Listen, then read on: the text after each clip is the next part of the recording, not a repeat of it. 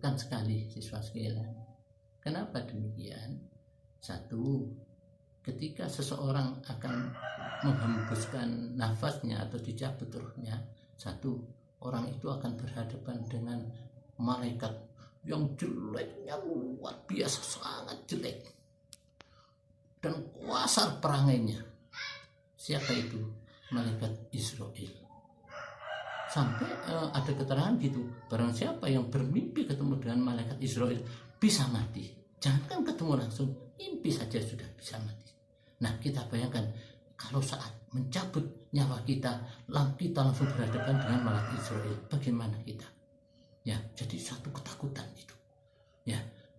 Yang kedua, ketakutan apa? Ketika roh yang ada pada kita, ya, karena apa? Roh ini apa? Lekat pada kita dan enggan untuk pisah. Karena apa? Roh tahu ketika pisah dari badan kita, maka roh akan mempertanggungjawabkan di hadapan Allah. Nah, ketika kita banyak maksiat dan sudah, maka luar biasa ketakutannya roh itu untuk pisah dari badan kita. Ketakutan yang kedua. Yang ketiga, belum lagi yang akan kita hadapi adalah kesakitan yang luar biasa. Ya, ketika roh dicabut dari badan kita, semakin luar biasa. Hal ini pernah saya peroleh keterangan dari guru saya. Pernah suatu saat ulama, ya mukasyafah jelasnya ya, jadi bukan alam kita. Ulama tersebut menemui seorang rasul, bertanya, ya Rasul, tapi bukan Nabi Muhammad, bukan, kalau nggak salah. Ini maaf saya ragu ya. Ada Nabi Ibrahim, Nabi Musa kalau nggak salah, ini yang mungkin Nabi Musa saya. Ya kalau Nabi Musa, maaf ya, untuk Nabi nama nabinya saya ragu. Itu ditanya, ya Rasul, bagaimana sih kematian itu? Nah, Rasul memberikan ibarat ini loh. Kematian itu, roh itu ibaratnya tanaman. Diri kita ini adalah bumi, tanah. Ya. Tanaman yang hidup di tanah, ya, semakin lama hidup itu makan apa? Jelas akarnya semakin melebar. 1 tahun, 2 tahun, bagaimana? Kalau sampai usianya 6 tahun, 60 tahun, 70 tahun, bagaimana? Jelas akar akan melebar jauh dan mengakar kuat ke dalam tanah. Begitu pula dengan roh yang ada pada diri kita, pada diri manusia. Kalau sampai usia ya 60 tahun sangat mengakar. Ya. Nah, saat itu akar yang sudah kuat itu dicabut.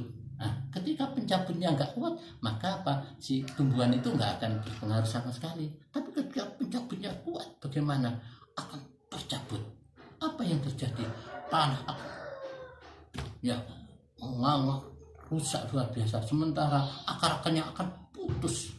Nah, begitulah roh.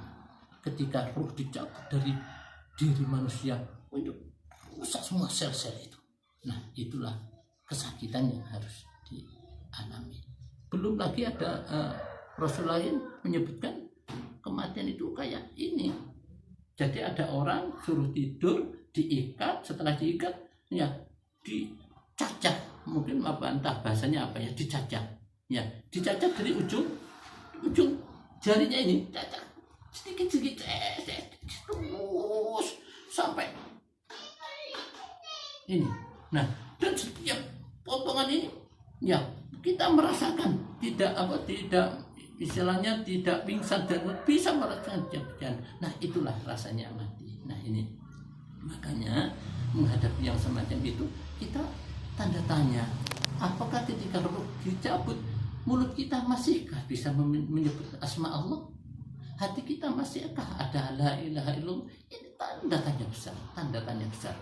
Nah, ini makanya perlu adanya pembiasaan setiap harinya, yaitu lewat amal-amal baik. Misalkan di dalam Islam diajarkan kita harus ada tuntunan minimal sholat 5 waktu, sehingga minimal ya entah beberapa kali nanti kita mulut kita mengucapkan Allahu Akbar, tangan kita juga ya menggerakkan hati kita bilang dan seterusnya. Setelah itu ditambah dengan ketika tahiyat asyhadu alla ilaha illallah, diharapkan dengan berulang-ulangan ini akan lekat.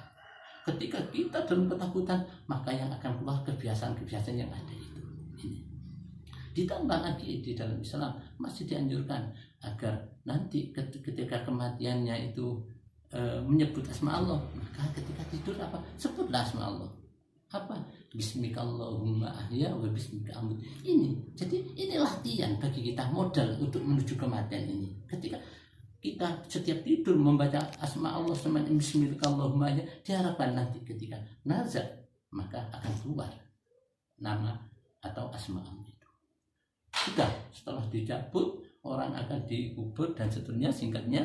Nah, kita akan mulai bangun lagi ya. Setelah begitu sampai dalam kubur kita sudah bangun, sudah bangun ya. Bahkan kalau perlu apa, waktu di dalam rumah belum berangkat ini ya mayat sudah tahu apa kejadian di sekitarnya, sudah tahu, cuma nggak bisa melakukan apa-apa. Sudah sampai dalam kubur.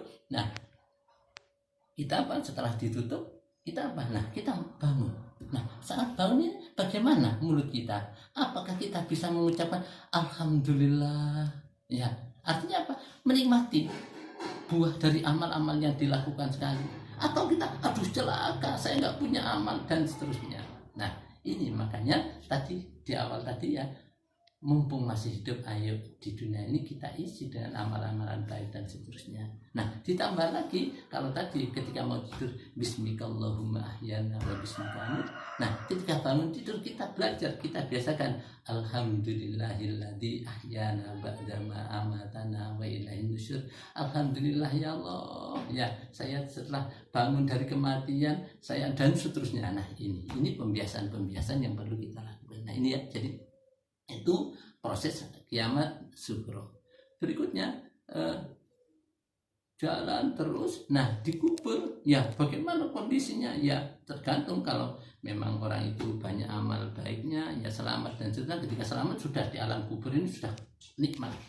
Sebaliknya orang yang nggak selamat di alam kubur sudah disiksa sama Allah. Apa? Tidur di atas lempengan baja yang terbakar dari api neraka. Kita bayangkan berapa tahun harus tidur di atas lempengan yang panas itu, menunggu sampai datangnya kiamat.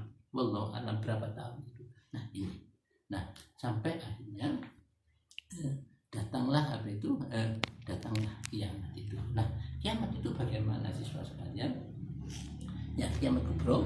Jadi singkatnya begini. Pada saat kiamat kubro itu, satu, keadaan alam ini gelap luar biasa.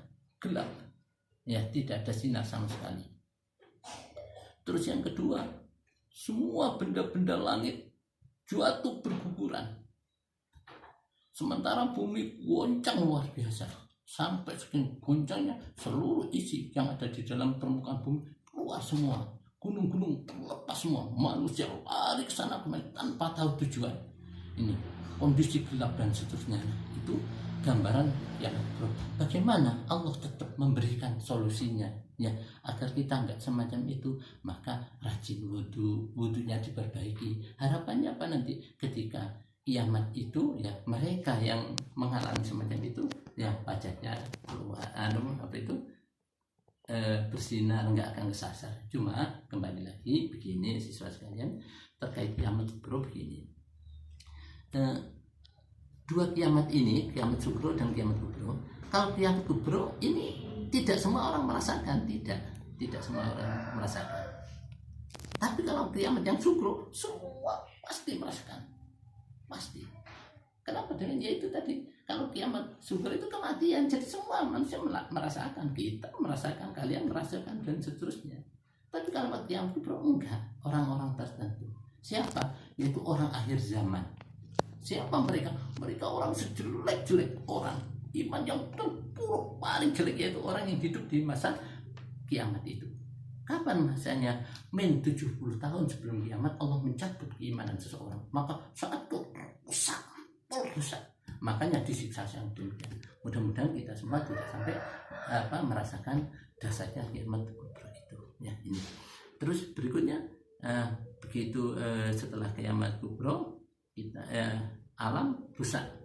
Apa Apa saja yang rusak? Manusia mati, binatang mati, tumbuhan rusak, ya. Bumi yang kita pijak rusak, langit rusak, sampai pada surga dan neraka pun rusak sudah. Malaikat bagaimana? Rusak, mati. Maka saat detik itulah yang kekal hanya satu zat, yaitu zat Allah. Oleh karena itu, kalau kita membaca surat Ar-Rahman itu di sana disebutkan wa yabqa wajhu rabbika dzul jalali wal ikram. Jadi yang kekal hanya zat Allah saja. Sudah tidak ada yang lain. Ya, itulah. Ini yang dikatakan sifat aku Allah itu di sana. Malaikat semua rusak semua. Nah, ini. Nah, baru pada sangkakala yang kedua semua bangkit dan seterusnya. Berikutnya kita juga bangkit. Nah, apa di dalam kebangkitan yang perlu kita ingat? Satu, kita bangkit dalam kondisi telanjang bulat, laki-laki, perempuan semua telanjang bulat, guru telanjang bulat, murid telanjang bulat, semua telanjang bulat. Waktu itu ada dalam keterangan Siti Aisyah tanya, ya Rasul, bagaimana kalau laki-laki dan perempuan sama telanjangnya bagaimana? Loh, saat itu tidak ada, sudah enggak, istilah Jawanya enggak kopen dulu kemarin orang, karena orang bingung mempertanggungjawabkan amal masing-masing ini.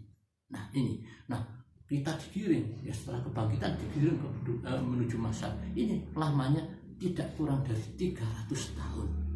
Ini dalam kondisi panas anta-anta, matahari di atas ubun-ubun kita nggak bisa membayangkan bagaimana. Nah lagi-lagi Allah memberikan solusi. Kalau tadi mau tidur bacalah bismikallahumma ahya wa bismika amut. Harapannya apa? Ketika nazar kita bisa mengucap asma Allah, bangun tidur alhamdulillahilladzi ahyana dan seterusnya. Harapannya apa? Ketika bangun dari tidur, bangun dari kubur, kita mengucap alhamdulillah dan seterusnya. Ketika di masa kita perjalanan 300 tahun dalam kondisi panas, telanjang bulat, tidak ada tempat berteduh sama sekali. Bagaimana solusinya? Nah, Allah lagi-lagi memberikan cara agar kita tidak kepanasan. Maka rajin-rajinlah punya istilahnya istiqomah membaca surat Dukhan. Nah, mereka yang punya iman, punya amal soleh dan istiqomah membaca Dukhan, maka Allah akan menutupi orang itu di atasnya dengan mendung sehingga dia tidak akan kepanasan. Terus jalan lagi, setelah itu orang akan menerima buku catatan. Nah, dijelaskan di sana buku catatannya ketika diterima kan pada tangan kanan maka selamat, tangan kiri maka tidak selamat. Nah lagi-lagi bagaimana kita menerima dengan tangan kanan apa tangan kiri? Nah oleh karena itu ketika di dunia kita biasakan makan minum semua pakai tangan kanan. Yang kedua ketika wudhu ditambah ya Allahumma inni as'aluka anta yani kita bibiyamini mulatati ini kita bibisi mali. Ya Allah berikan buku catatan amal saya dengan tangan kanan, jangan berikan kepada tangan kiri saya. Nah ini solusi dari Allah. Ya lagi-lagi ini dapat dikerjakan ketika ada di dunia ini. Setelah itu maaf tadi ada yang terlewatkan. Ketika di masa kita kumpulnya dengan siapa? Nah ketika di masa ini kita akan dikumpulkan sama Allah Pak, dengan orang yang kita cintai. Ya, bagaimana? Kalau kita mencintai artis, ya tidak mustahil kita nanti dikirim bersama artis. Kita cinta para ulama, kita akan dikirim dengan para ulama. Nah, ketika rombongan ulama selamat, ya tidak mustahil kita juga ikut selamat. Ya kayak itu siswa sekalian. Misalkan dalam dunia perdagangan buah misalkan, ya ada satu keranjang buah rambutan bagus, ya. Terus kecampuran ada satu biji yang busuk masuk ke dalam, maka rambutan yang busuk pun akan terjual sebagaimana harga rambutan bagus. Sebaliknya ketika rambutan busuk satu keranjang ada rambutan bagus campur ke sini, maka akan terjual sebagaimana harga rambutan jelek. Makanya kita cari komunitas, berkumpullah dengan mereka orang baik, dengan para ulama, dan harapannya nanti dia maksa kita kumpul dengan para ulama selamat, kita diharapkan juga ikut selamat. Nah berikutnya sampai pada mizan mizan itu di sana nanti kita apa itu akan ditimbang amalnya. Nah, timbangan amal ini begini, sama dengan timbangan di dunia ini ya, ibaratnya gitu. Di dunia ini ada barang yang besar tapi bobotnya enteng, tapi ada yang kecil bobotnya berat, karena besi kecil berat. Nah, oleh karena itu di sini kita butuh guru, kita cari amal-amalan apa yang kecil tapi bernilai tinggi. Nah, makanya termasuk di sini apa itu di musala kita saya mengadakan kegiatan malam ahatan. Nah, yang kita rebut itu ya maghrib sampai isya, ini amalan kecil hanya 1 jam tapi pahalanya sama dengan ibadah 12 tahun ini. Nah, ini cara-cara semacam itu ya. Nah, berikutnya sampai akhirnya jalan-jalan bagi mereka yang apa itu yang selamat jatuh ke neraka, yang tidak selamat jatuh ke neraka, yang selamat di surga. Nah, neraka ya semacam itu sudah siksanya insya Allah sudah banyak. Nah, terus di surga bagaimana mereka yang selamat di surga? Nah, di sini di dalam surat At-Tin disebutkan falahum ajrun ghairu mamnun. Ya, jadi di sana disebutkan ya in apa itu watini bazaituni wa turi sinin wa hadzal baladil amin laqad khalaqnal insana fi ahsani taqwim tsumma radadnahu asfala safilin. Ya, nah kemudian apa? Manusia akan turunkan derajat rendah. Di mana derajat rendah? Itu neraka. Siapa? Ya semua. Nah, semua manusia. Nah, ditambah ayat berikutnya illal ladzina amanu, kecuali orang-orang yang beriman, wa amilus solihati, dan beramal soleh. Apa janji Allah? Falahum ajrun ghairu mamnun, kepada mereka akan diberikan pahala yang tiada henti. Artinya pahala tiada henti, nikmat yang tiada henti. Apa itu? Surga. Nah, demikian mungkin singkatnya. Untuk lebih jelasnya nanti kalian mungkin secara teoritis kalian baca di buku ya, nanti secara apa itu penjelasan yang lebih gamblang insya Allah pada pertemuan nanti ketika kita sudah bertatap muka mungkin saya bisa lebih menjelaskan lagi. Terus berikutnya siswa sekalian, kalian pelajari materi yang ada di buku paket itu. Selanjutnya coba kalian buka di halaman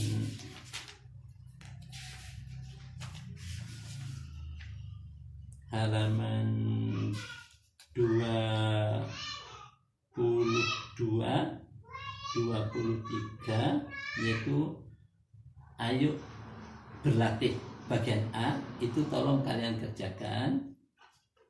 Yang kedua bagian B, jawablah pertanyaan-pertanyaan berikut ini, ada 5 pertanyaan, tolong 2 bagian itu kalian kerjakan. Nah, selanjutnya tugasnya nanti sambil menunggu penjelasan di sekolah ya, apa ya, insya Allah nanti kami akan berkoordinasi dengan wali kelas bagaimana cara apa itu pengumpulannya. Saya lagi tugas yang harus kalian kerjakan yaitu halaman 22, 23 dan 24, yaitu pertanyaan A, berilah tanda silang, itu ada 10 pertanyaan. Berikutnya di halaman 24 bagian B, jawablah pertanyaan-pertanyaan berikut ini, ada 5 pertanyaan ya. 2 bagian itu yang harapan saya kalian kerjakan, dan harapan apa nanti ya ya bukti keaktifan kalian mengikuti. Yang kedua ya sebagai tolak ukur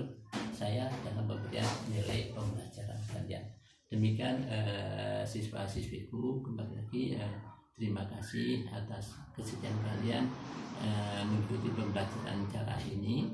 Yang kedua, saya mohon maaf barangkali satu penjelasan saya kurang jelas atau mungkin kurang rinci dan seterusnya ya. Nah, oleh karena itu jika nanti kalian kurang jelas silahkan kalian tanyakan, mungkin lewat WA pribadi kepada saya ya, nanti nomornya apa itu lewat wali kelas. Jika kalian tidak sepaham dengan apa yang saya jelaskan, maka buanglah. Kita nggak usah mempertentangkan. Saya nggak, ya guru saya melarang itu ya. Jadi kalau memang nggak percaya atau kurang pas dengan keterangan saya, buang saja, saya nggak apa-apa. Tapi kalau memang cocok, mari ya kita pegang, kita jadikan pedoman untuk kehidupan kita. Demikian, billahi taufiq wal hidayah. Assalamualaikum warahmatullahi wabarakatuh.